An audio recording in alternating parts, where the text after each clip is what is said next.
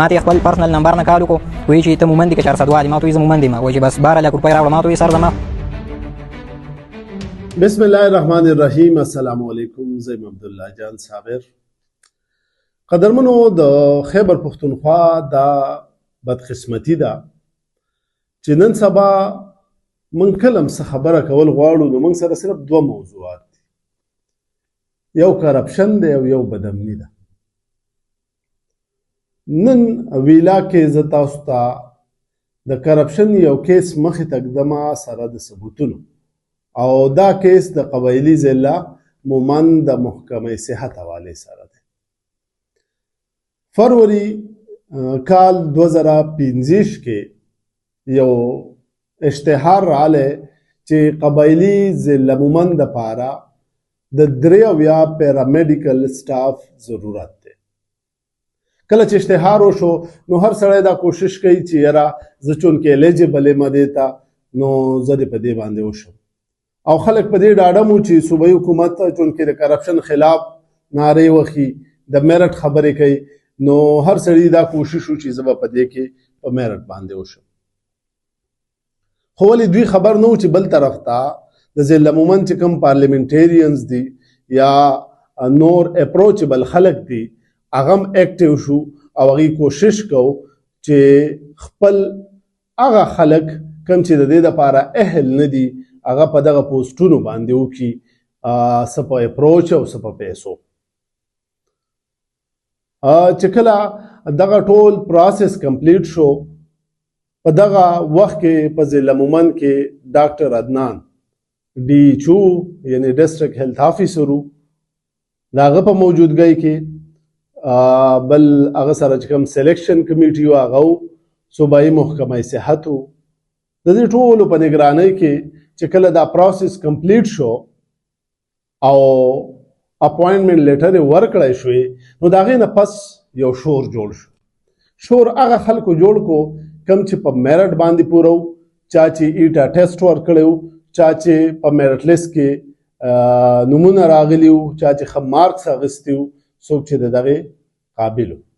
هغې دا شور جوړ کړ چې دا پوسټونه چونکې زموږ حق دی خو موږ ته میلاو نه شو، موږ د دې خلاف یو. دا شور په لږ وخت کې په ټوله صوبه کې خور شو او وزیر اعلی سهیل افریدي په دې اکشن واخیسته.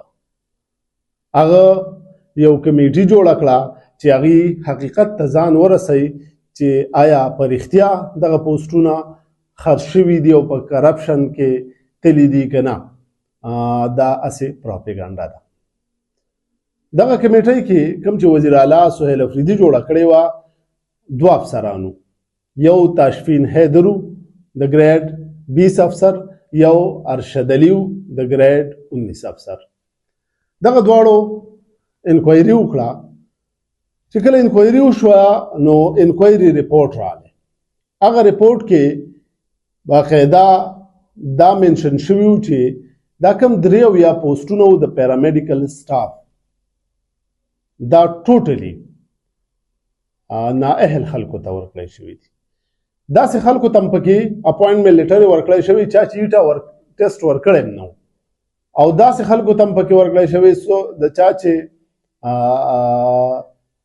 ایټا فیل و، انټرویو ته اپیر کړي و. عجیبه عجیبه حقیقتونه دغه ریپورټ مخې ته راوړه.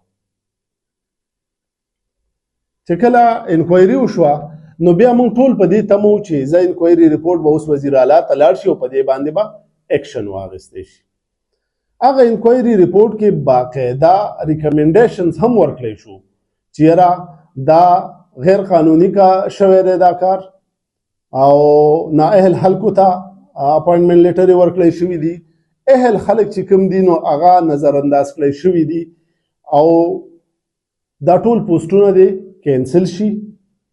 دویم دا ریکمنډیشن و چې که دوی څه سیلري اخیستي یا دوی ته څه مراعات د دغه پوسټونو په بنیاد میلاو شوي نو هغه هم دې ته ریکور کړی شي.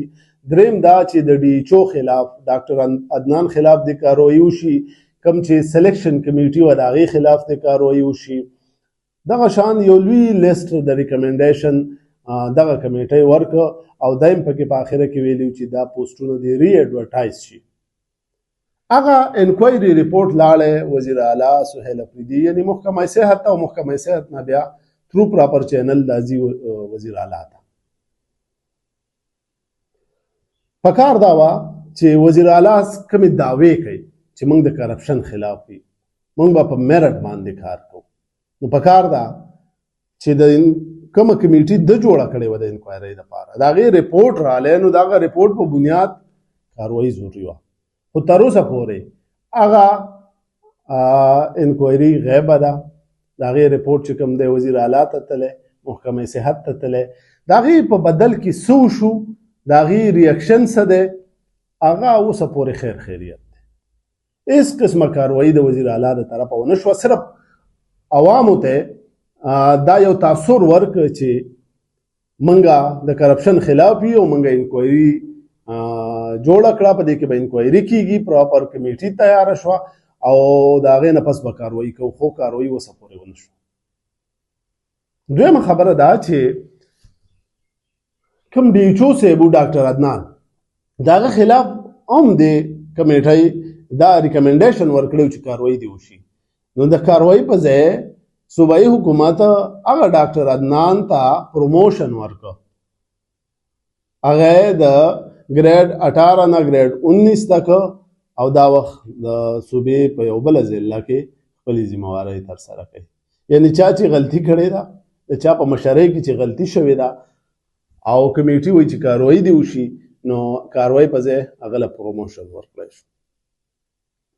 اوس هم هغه اهل خلک په دې انتظار دي چې وزیر اعلی سهیل افریدي ته کوم ریپورټ تللی دی د انکوایري د دغه پوسټونو حوالې سره، په هغې به هغه کاروایي کله کوي. تر اوسه پورې پای هېڅ قسمه کاروایي ونه شوه، بلکې الټه پکې د ځینو خلکو پروموشنز وشو.